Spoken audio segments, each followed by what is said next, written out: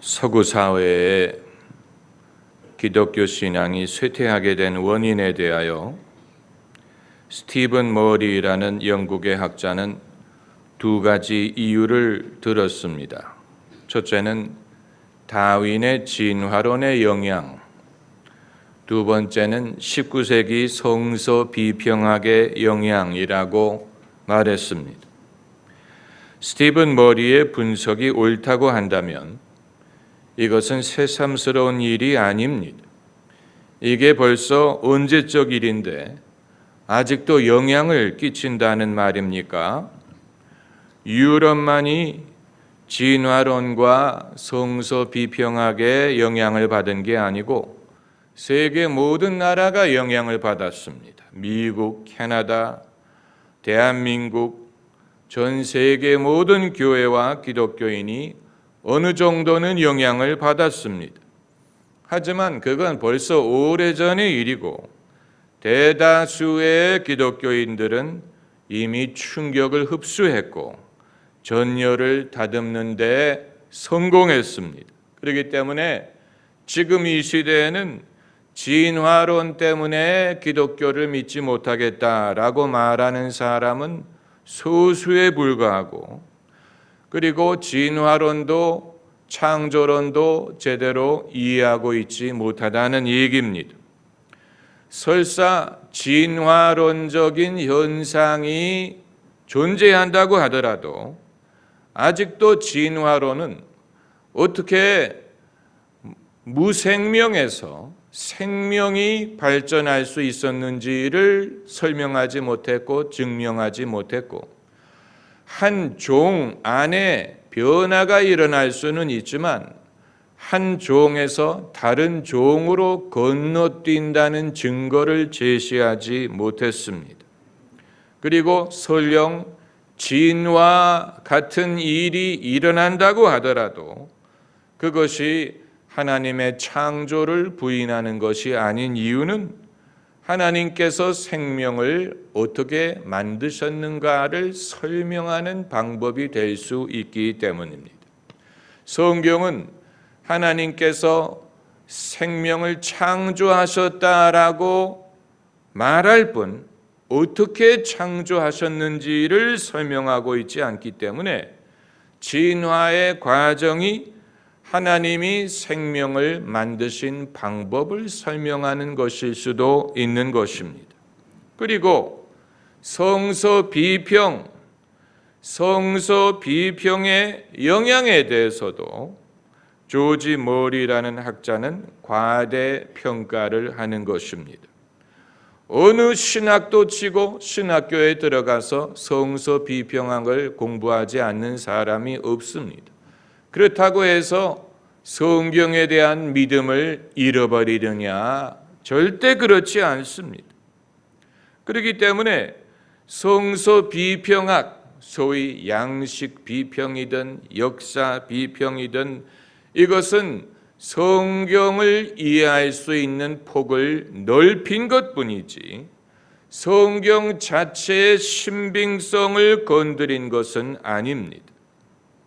성경에 대한 해석은 결국 성경을 얼마만큼 믿느냐에 좌우된다고 봐도 됩니다.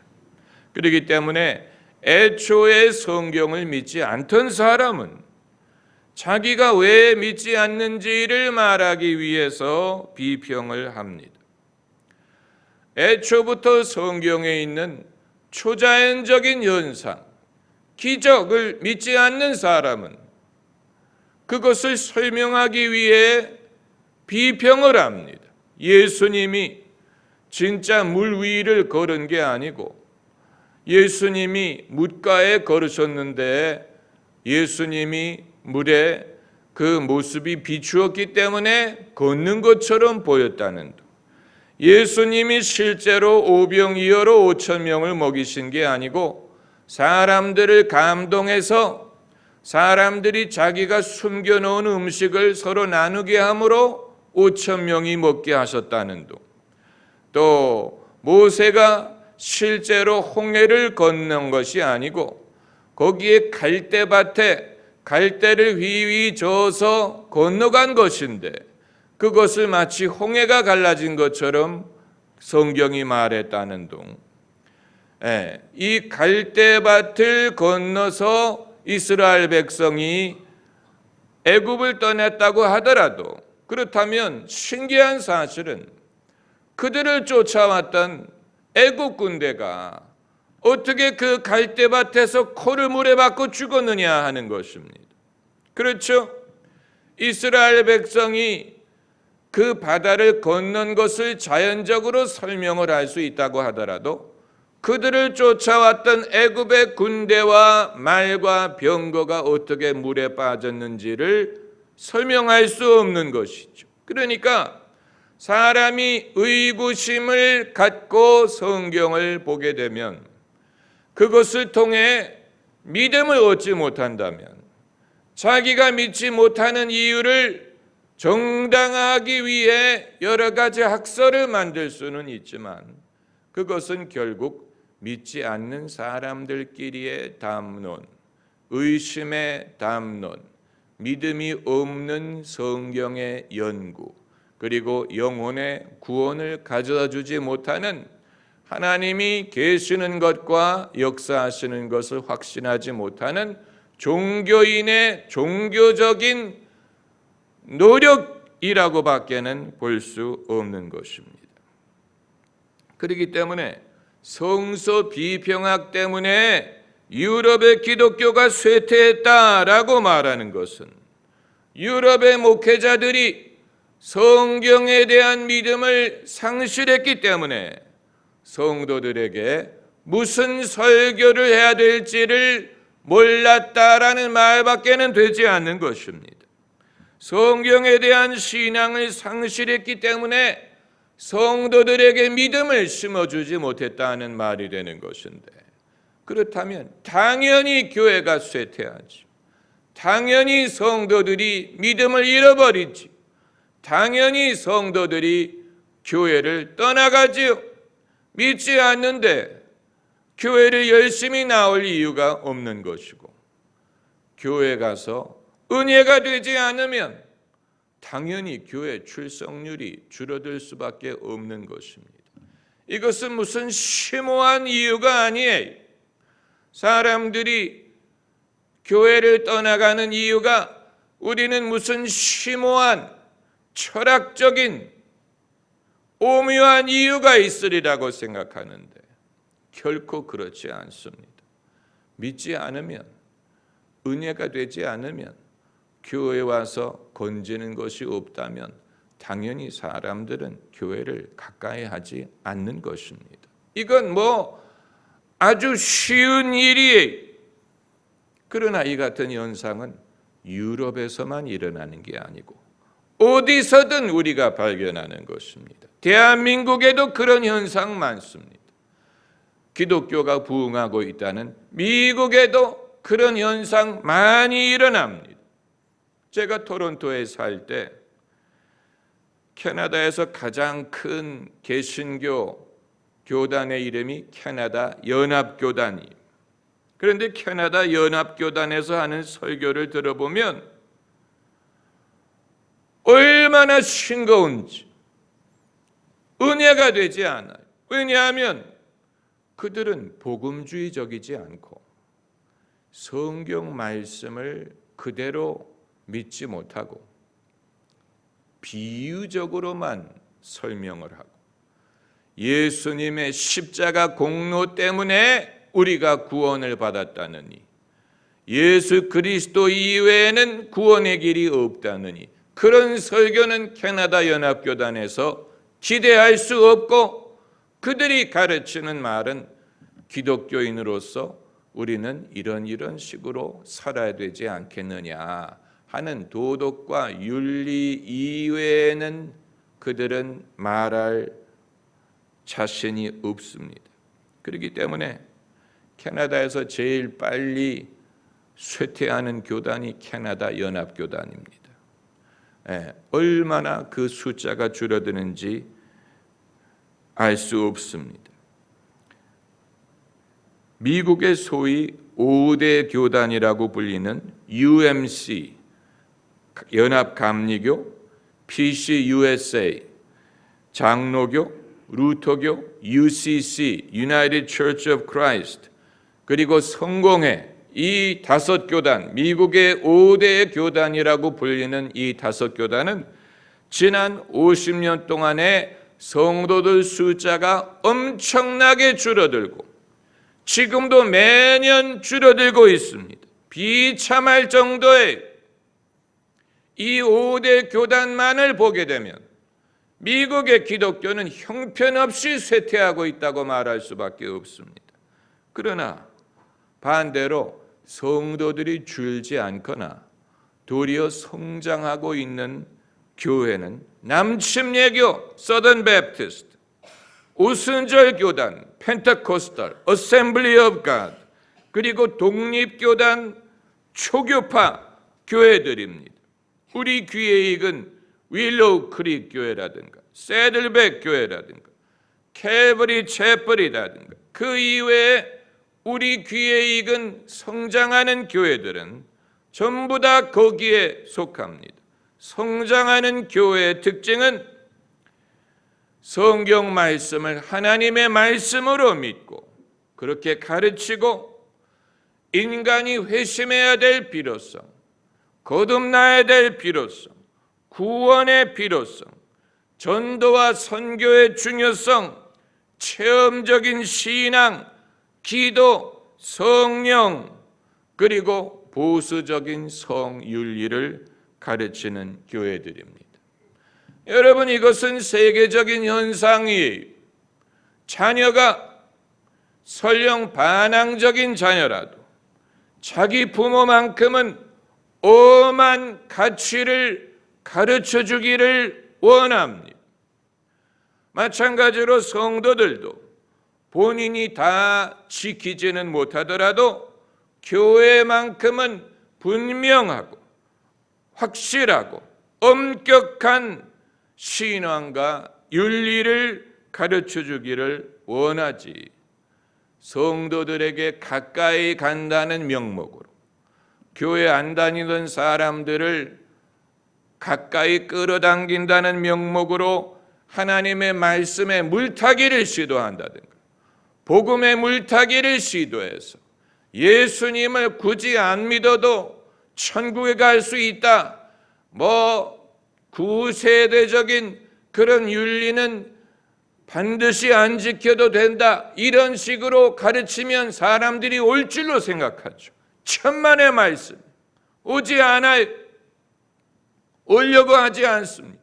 왜냐하면 그렇게 물타기를 했는데 그럼 내가 굳이 교회를 갈 필요가 어디 있느냐, 이렇게 생각하는 것입니다. 그러지 않고 예수 그리스도를 믿어야 될 필요성, 회심의 중요성, 하나님을 만나야 될 이유, 성령, 구원, 하나님의 말씀, 이것을 가르칠 때 사람들은 교회 이외에는 그것을 경험할 데가 없다는 것을 알고 교회 이외에는 자신의 영혼을 구원할 수 없다는 사실을 깨달아야 교회를 나갈 이유가 있고 교회를 나갈 필요를 느끼고 교회를 나가는 보람을 얻는 것입니다. 그렇기 때문에 우리는 이 시대의 미혹에 대해서 알고 있어야 됩니다. 이 시대는 소위 불신자들, 바깥에 있는 사람들의 입장을 이해를 해서 그들이 좋아할 만한 식의 메시지를 개발을 하면 올 줄로 생각하는데 예수님이 그런 식으로 하셨습니까? 예수님이 하나님 말씀에 물타기를 시도하셨습니까? 사도 바울이 이방인을 얻기 위해 물타기를 시도했습니까? 아니지요.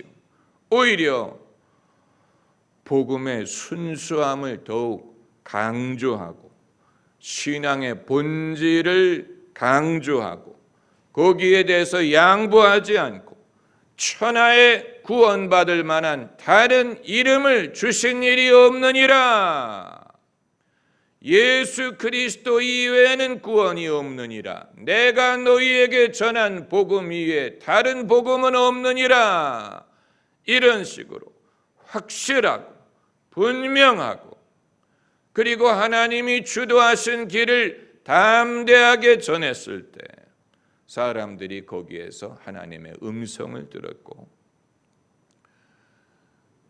천국 가는 일이 사람이 자기의 생각대로 좌지우지할 수 있는 것이 아니고, 이것은 오로지 하나님으로부터 말미암는 것이고, 우리가 경외함과 믿음과 감사함으로 그것을 믿고 따를 수밖에 없다는 것을 깨닫게 하지 않으면, 여러분 2000년 전이나 지금이나 서양이나 동양이나 어디나 다 마찬가지인 것입니다. 우리는 한동안 서양의 기독교가 쇠퇴하게 된 배경에는 심오한 이유가 있으리라고 생각을 했었어요. 유럽인들이 우리보다도 문명이 더 발전했고 더 아는 게 많고 생각이 깊고 기독교 신앙을 오래 접했기 때문에 그만큼 기독교에 대해서 실망한 것이 많았으려니 더 중요한 이유가 있었으려니라고 생각을 했는데, 내막을 들여다보면 전혀 그렇지 않습니다. 소수의 지식인들은 이런저런 철학적인 이유를 들어서 기독교를 반박한 것은 사실이지만, 대다수의 사람들은 그냥 은혜를 받아본 적이 없고, 주님이 마음에 계시지 않고, 회심을 해본 적이 없고, 주님의 말씀이 마음에 와 닿지 않고, 교회를 나가서 은혜를 받지 못하기 때문에 떠나간 것입니다. 아주 단순한 이유에 너희가 성령으로 거듭나지 아니하면 하나님 나라에 들어갈 수 없느니라고 하셨는데, 성령으로 거듭나지 않으니까 이 모든 것이 이해가 되지 않고 와닿지 않고 중요하게 여겨지지 않고 그들의 삶에 어떤 변화를 일으키지 않고 영적인 호기심을 느끼게 되지 않고 하나님을 찾으려고 하지 않고 하나님을 만난다는 것이 무엇인지 알지 못하고 신령과 진정으로 예배하는 기쁨을 알지 못하는 것입니다. 그러니까 예배가 별로 축복이 되지 않는다고 생각한 것입니다. 반대로 신령과 진정으로 하나님 예배하는 기쁨을 아는 사람이라면 예배를 건너뛸 이유가 없습니다. 그렇잖아요. 많은 사람들이 나는 믿기는 하는데 나는 믿는데 교회를 안 다닌다. 소위 가나안족, 안나가족이죠. 가나안족. 그들 말 들어보면 혹합니다. 나는 믿기는 믿는데 굳이 믿는 사람들끼리 그렇게 어울려야 될 필요를 못 느낀다. 그들 말을 들어보면 혹합니다. 그런데 그들이 간과하는 게 있어요. 믿는다면 자기가 믿는 하나님을 예배해야 될 게 아닙니까? 하나님을 예배해야 될 게 아닙니까? 예배하지 않으면서 믿는다는 말이 도대체 어떤 의미가 있는 거예요? 예배자가 돼야죠. 함께 예배해야죠. 너희 두세 사람이 내 이름으로 모이는 곳에 내가 그 가운데 있느니라고 하셨는데, 그 예배를 배제하고 믿는다면 그 사람은 하나님이 별로 본인에게 중요하지 않은 존재고 하나님을 높이지 않는다는 얘기입니다. 그렇지 않습니까? 예배는 형식이 아니에요. 예배를 교회에 나가서 드려드리는 게 아니에요. 하나님을 예배한다는 것은 우리 신앙의 핵심이에요.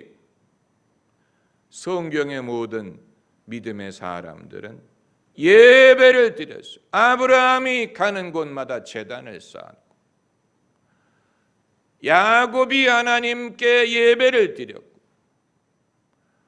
모세가 이스라엘 백성들에게 하나님의 구원의 뜻을 전달했을 때 그들이 하나님께 경배했다라고 했고, 이스라엘 백성들이 애굽에서 나와 광야에서 하나님께 예배를 드렸고, 언약궤가 예루살렘으로 옮겨졌을 때 다윗이 예배를 드렸고, 솔로몬이 성전을 지은 이유가 이스라엘 백성이 거기에서 예배하기 위한 것이었고, 그리고 예수 그리스도를 통해 우리는 더 이상 예루살렘도 아니고 사마리아도 아니고 어디서든 신령과 진정으로 하나님을 예배할 수 있게 하셨어요. 예수 그리스도를 통해 하나님을 예배합니다. 우리가 천국에 가면 천국에서 하는 가장 귀중한 행위는 천군 천사와 성도들이 하나님을 예배하는 것입니다. 보좌에 계신 이와 어린 양께 찬송과 존귀와 영광과 능력이 세세토록 있을지어다 예배한다고 했어요. 그런데 이 예배를 드리지 않는다면 그 사람은 천국에 가면 이방인이 될 것입니다. 해본 적이 없는 일을 천국에 가서 처음 배울 수 있겠습니까? 그렇기 때문에 하나님을 만나본 적이 없는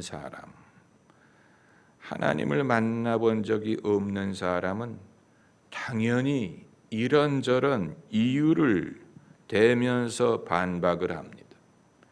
여러분이나 저도 믿음이 없다면 그렇게 했을 것입니다. 믿음이 없다면 믿음을 안 믿는 이유를 변명하기 위해서 무슨 말은 못하겠습니까?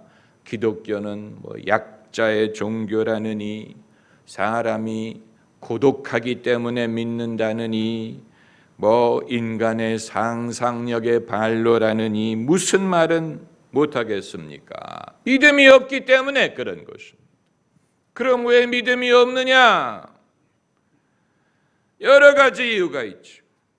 기도하는 사람들이 없기 때문에, 영적인 분위기가 냉랭하기 때문에, 사람들의 완악한 마음을 돌이킬 만한 성령의 감동을 경험하지 못하기 때문에, 그리고 담대히 하나님의 말씀을 전하는 사람이 없기 때문에, 들을 기회가 없기 때문이고, 그리고 기독교의 전통과 문화를 소유했지만 개인의 회심, 거듭남을 강조하지 않습니다.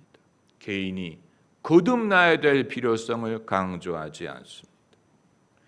미국의 유명한 토크쇼 호스트 스티븐 콜베어라는 사람이 있죠.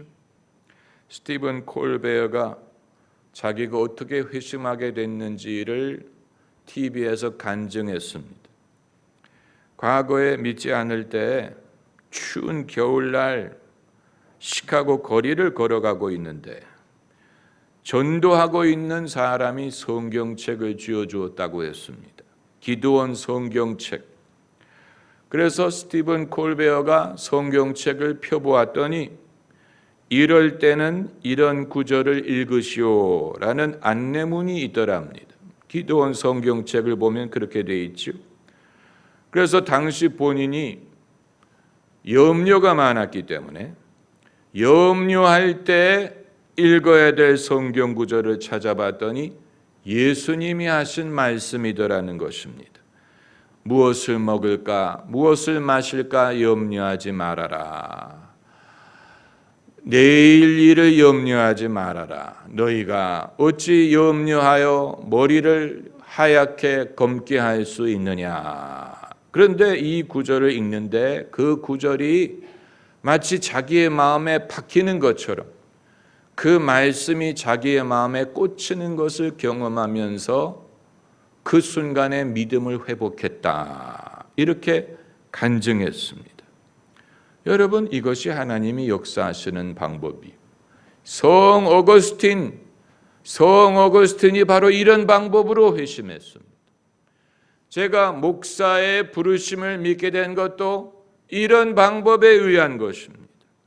왜 사람들은 믿기가 어렵다고 말합니까? 마음이 완악하기 때문에 그런 것입니다.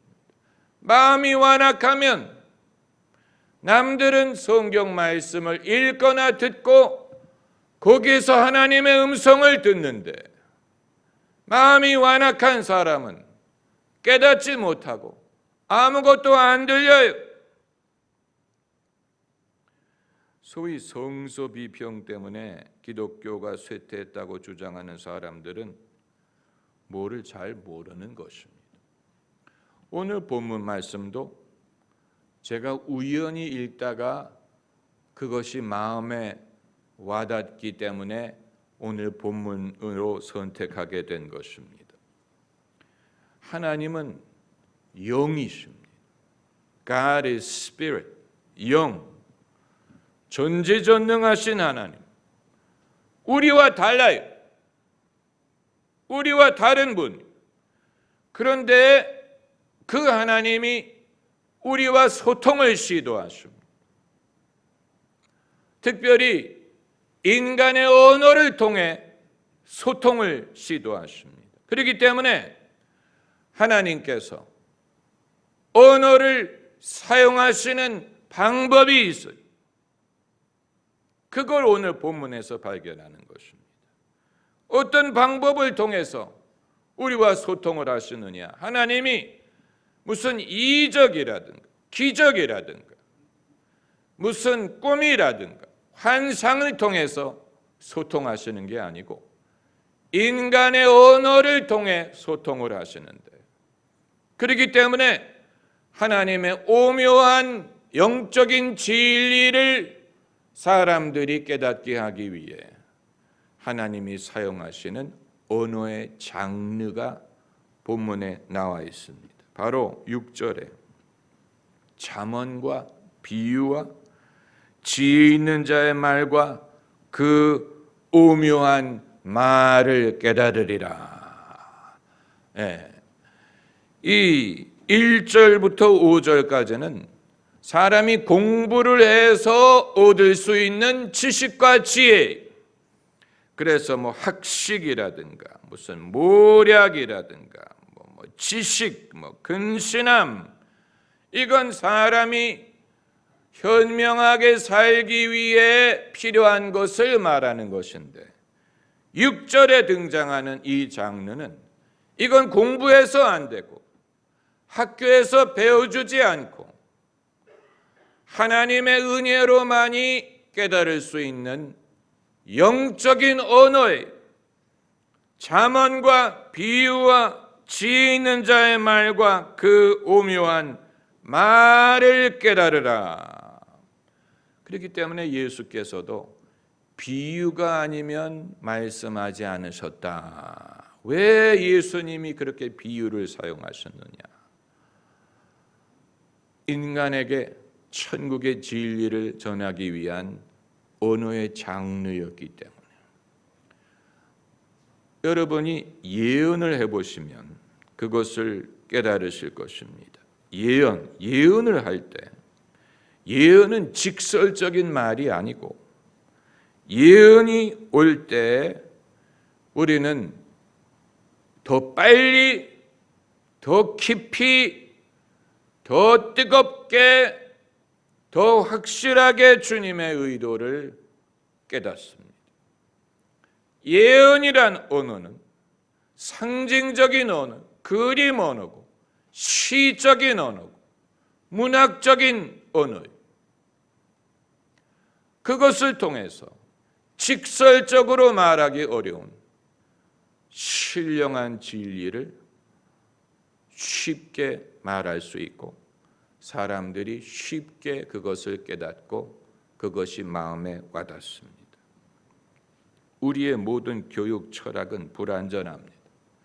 학교에서 가르치는 방법, 많이 배운 사람일수록 영적인 장르를 잘 깨닫지 못합니다. 많이 배운 사람일수록 이론, 증명, 데이터를 전달하는 데에는 익숙하지만 영적인 뉘앙스, 상징적인 언어, 감흥의 언어, 감흥이 따르는 언어에 대해서는 잘 몰라요. 그러나 우리가 성경을 통해 하나님의 음성을 들을 때가 언제냐? 그 성경의 언어가 그 오묘함이 깨달아질 때, 그때 비로소 하나님의 책을 펴고 우리에게 말씀하시는 것을 경험합니다. 그래서 굉장히 평범해 보이는 언어 속에 깊이가 있다는 것을 발견하게 됩니다. 제가 최근에 성경을 읽다가 창세기 14장에 멜기세덱이 아브라함에게 와서 축복한 사건, 그것을 읽는 중에 이전에 보지 못한 게 보였어요. 멜기세덱 같은 제사장도 아브라함이 전쟁에서 이기고 오는 것을 보고서야 아브라함이 복받을 사람이라는 것을 알고 축복을 했다는 사실. 여기에서 저는 왜 사람들이 우리를 일찍 안 알아줄까? 그 이유는 멜기세덱도 아브라함이 나가 싸워 이기고 돌아오는 것을 본 후에 아브라함을 축복한 것처럼 우리가 믿음으로 나가서 그 믿음의 결과를 거두면 사람들이 그제서야 그것을 보고 우리를 알아주고 인정하게 된다는 사실. 그러니까 굉장히 평범한 성경 구절 속에 이전에 알지 못했던 진리가 담겨져 있는 것을 발견한 것입니다. 우리가 소위 은혜를 받는다고 할 때 그런 식으로 은혜를 받습니다. 그렇기 때문에 우리 자신이 은혜를 받고 남의 영혼을 살리기 위해서는 하나님이 사용하시는 장르의 언어에 익숙해야 됩니다. 하나님이 사용하시는 언어의 장르, 비유, 잠언, 지혜의 말, 그리고 오묘한 말, 사람의 생각으로 가르칠 수 없는 말, 성령이 사용하시는 언어, 성령의 언어를 통해 하나님을 알게 될 수 있습니다. 할렐루야. 기도하십시다.